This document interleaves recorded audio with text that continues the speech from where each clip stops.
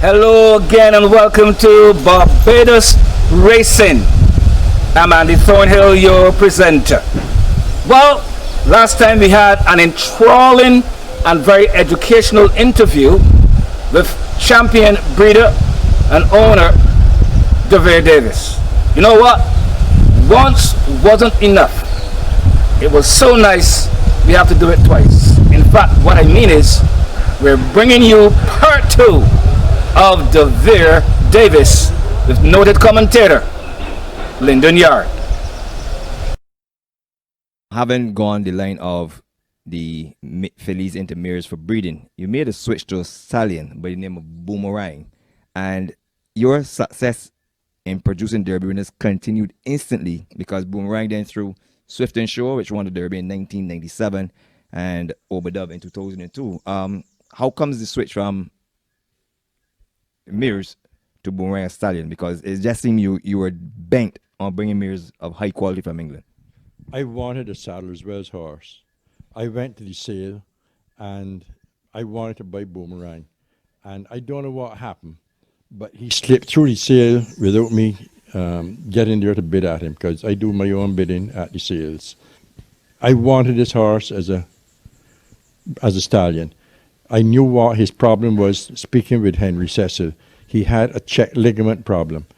And with a check ligament, sometimes you can get them to come back, sometimes they don't. Anyhow, I went to the office and found out who bought him, and it was Mr. Bradley, old Mr. Bradley. No, not Bill. His name is Mr. Bradley, though. And I was in England, and I tried to get in touch with him. I couldn't get in touch with him. And then I left there, and I was staying down in Eastbourne. And when I got to Eastbourne, I phoned Mr. Bradley and asked him if he would take a profit on it, that I wanted him. And he said no, that he had people that was already interested in him. I said, but I really would like to get this stallion. I would give you 50% more on it.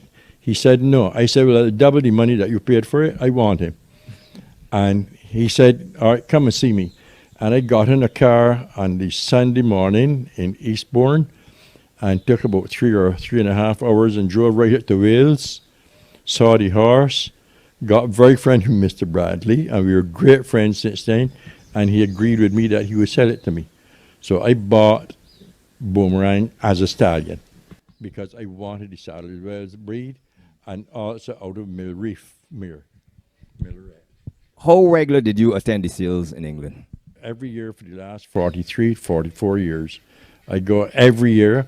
I used to go to the horses in training. That's when I bought horses like Sam Bam and Lady Jasmine.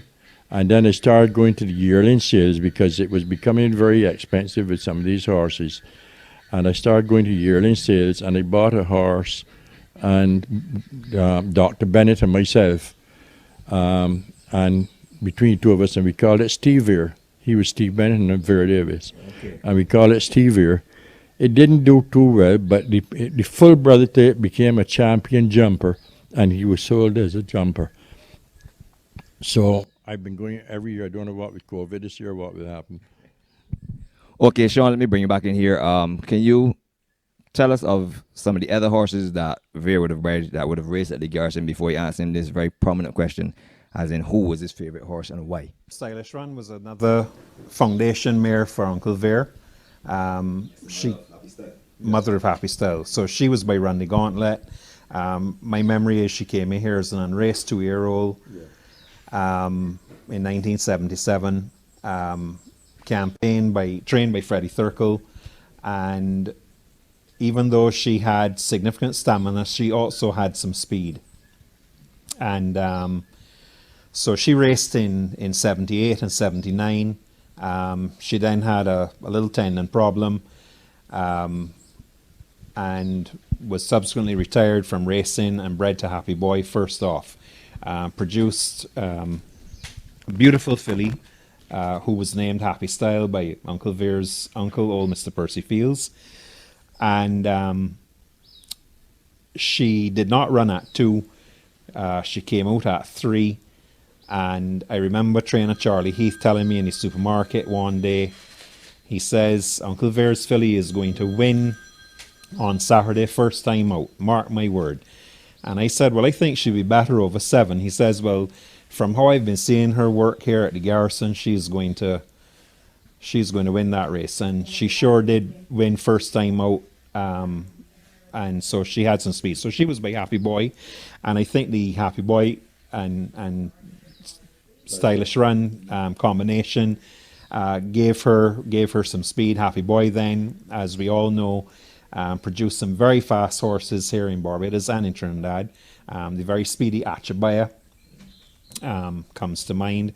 He was lightning fast, and there were many other very good sprinters. So Happy Style went on to win the first United sponsored Derby, United Insurance Company Derby in 1985, ridden by Darby Clark, trained by Bill Marshall, and she did very well and became a very good broodmare in her own right. And Stylish Run then was later acquired by owner-breeder Rodney Jones, who also then acquired Happy Boy from the Turf Club and set up his farm. And Rodney then selected many horses for that. So Stylish Run, under Rodney's ownership, he continued to breed her only to Happy Boy, and she produced many more good horses. Interestingly, she only had 2 colts. All the other foals were fillies. The fillies all did well, but the colts were not very good at all. So her daughters have continued to, Stylish Run's daughters by Happy Boy have continued to do well. And then after Stylish Run, then Uncle Vere acquired Lady Jasmine and Sam Bam at the sales in 1981 in Newmarket, brought them here. Bill Marshall campaigned both of them. Lady Jasmine turned out to be quite a good broodmare. She won quite a few races, including participating in 2 Gold Cups, where she came 3rd in the second one. She then was bred to Boomerang and produced a couple of good horses, D Major. And she also is the Dame of Credit Note, and Credit Note did very well. Unlucky to have not won the Derby in his year, very unlucky.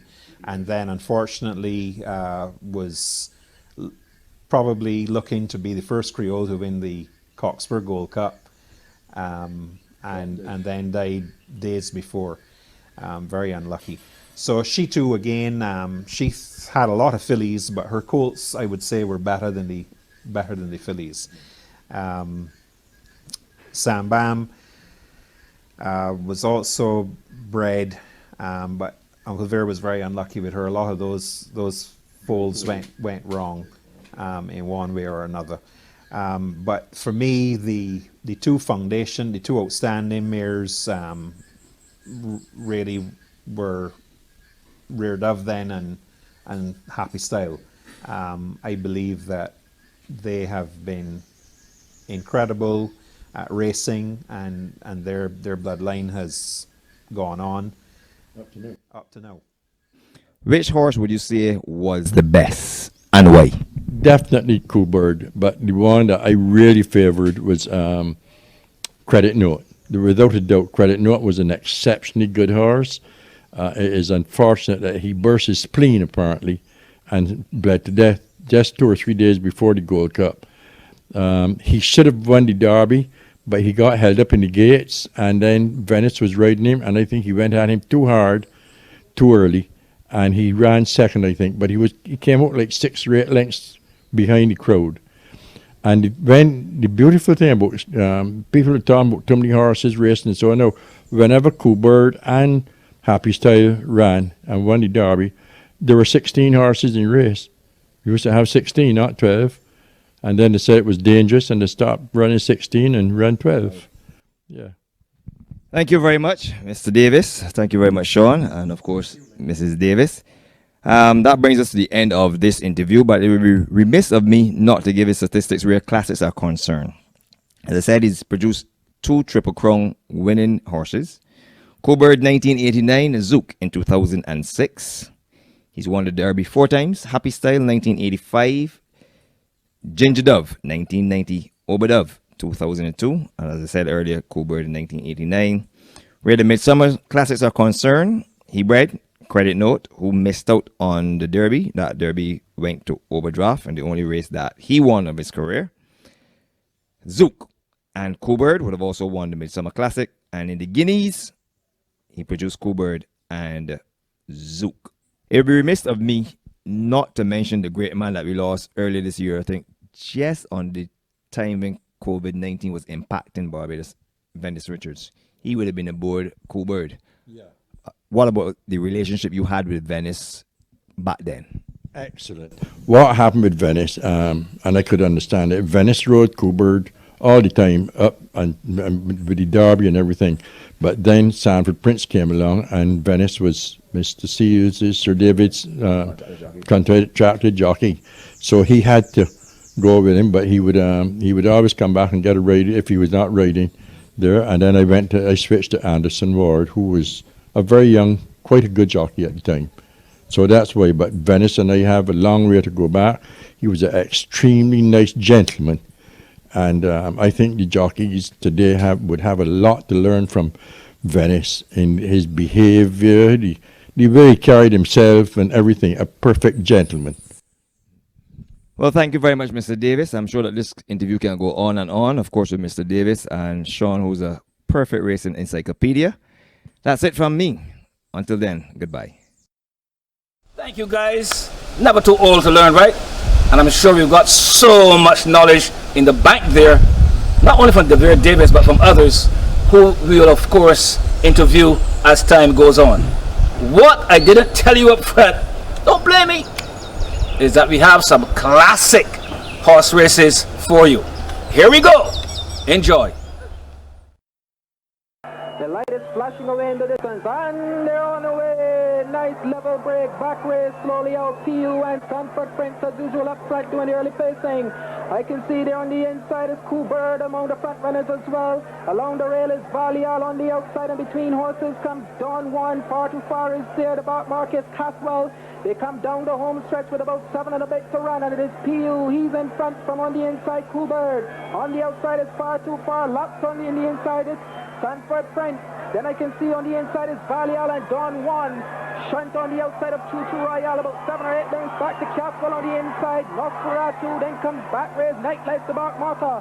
They race around the top turn with 5.5 to go. It is PU. He's clear by a length and a half from Coolbird. Then is Far Too Far. Sanford Prince left on the inside. Don Juan, Valial. Then comes Choo Choo Royale. Shunt, Nosferatu, Caswell, back race and Nightlife, the back marker. As they go up towards the 4 furlong pole, it's still PU in front. He's made it all so far. Coolbird tracking in second position. Sanford Prince waiting in the wings. Nosferatu slicing through them on the inside. 3.5 furlongs to go, and it's still out in front. PU, the 2 Creoles disputed. Coolbird is there. Nosferatu with a ton of horse.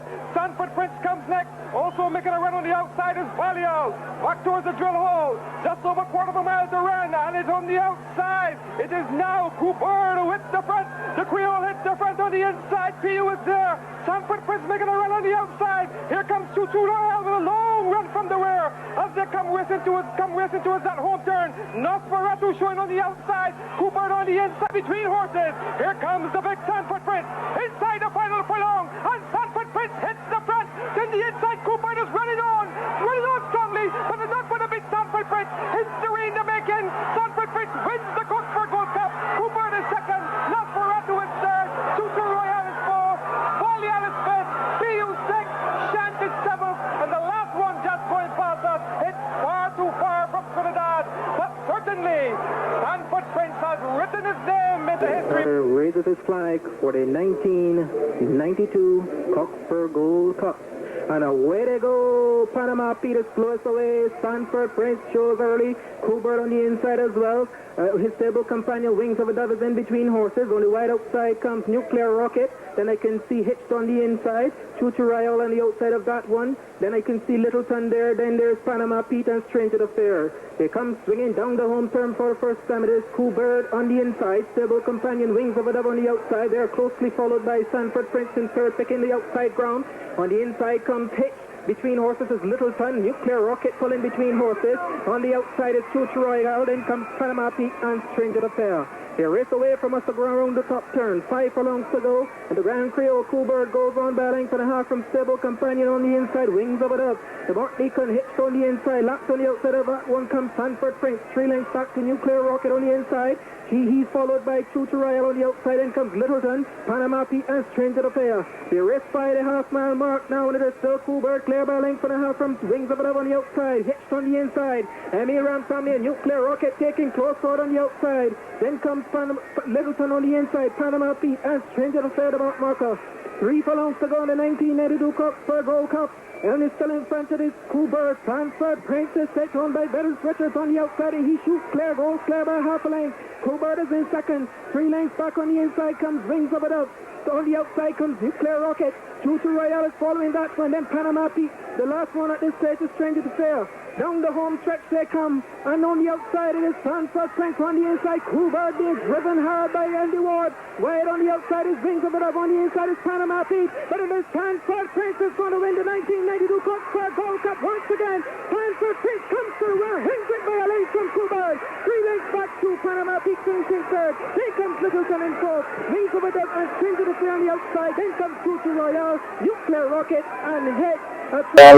Not behaving well. The first race is a little slowly out. Who is quickly into stride, Valley out. Then comes Cool Bird from the outside. Credit Note from the inner gets into his stride down top to crack along on the inside, and he's the early leader.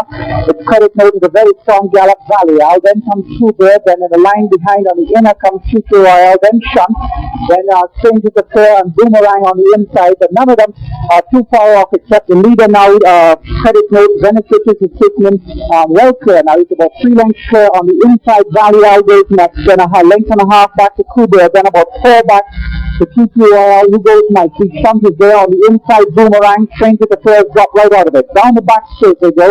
The leader is still Credit Note. Valley out is dropping in. So too now with Cool Bird. They're beginning to lap on the outside. Then comes Choo Choo Royale and Shunt beginning to make forward progress. Also too making forward progress nicely with Boomerang.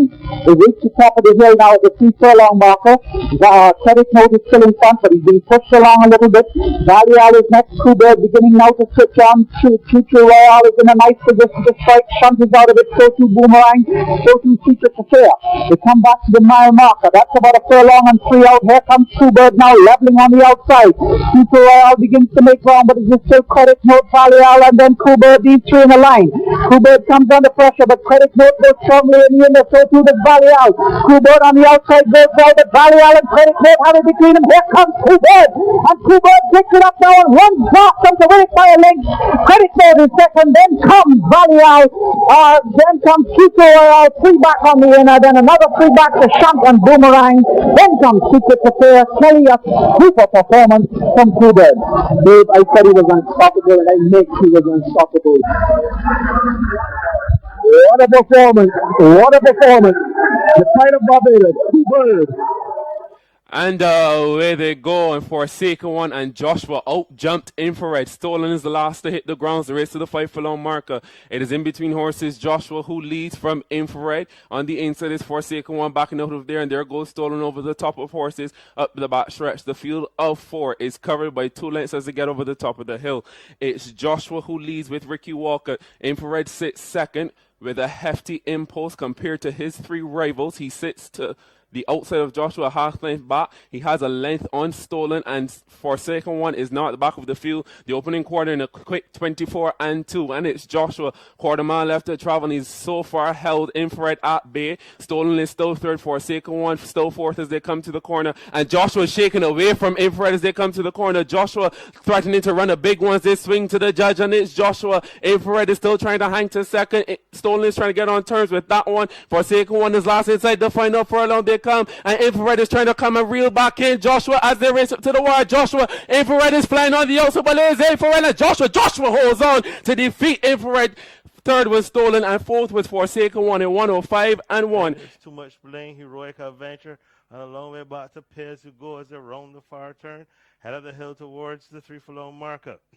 Just over 3 furlongs to go, and the leader is Jericho in front by 3 from Crystal Diamond, then Fantastic Francis next.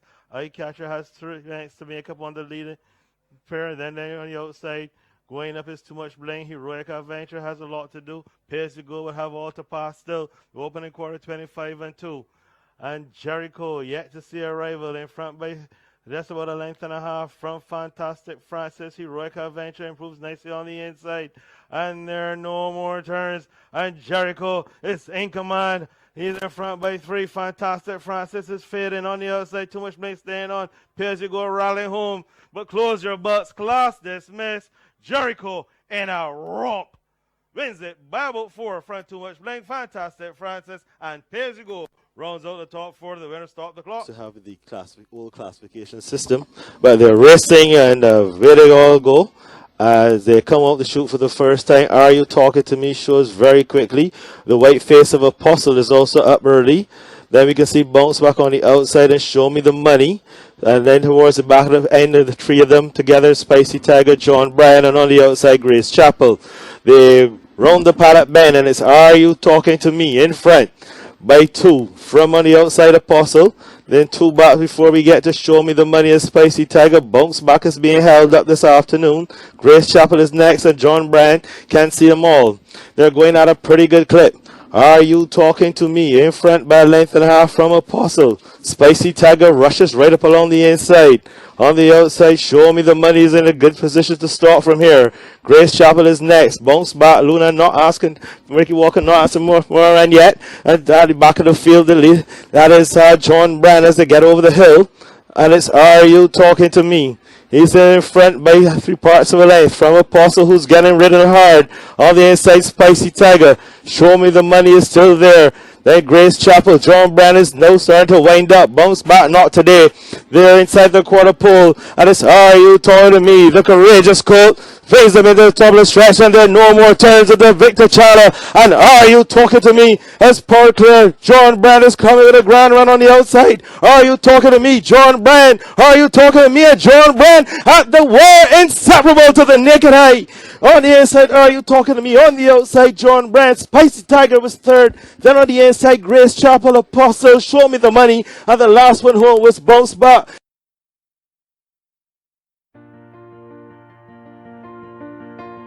We now pay tribute to the late Richard Edwards, who made a sterling contribution to horse racing in Barbados. Among his winners are the 2006 Triple Crown winner Zouk, and most notably the 1998 Sandy Lane Barbados Gold Cup winner Federico. May his soul rest in peace.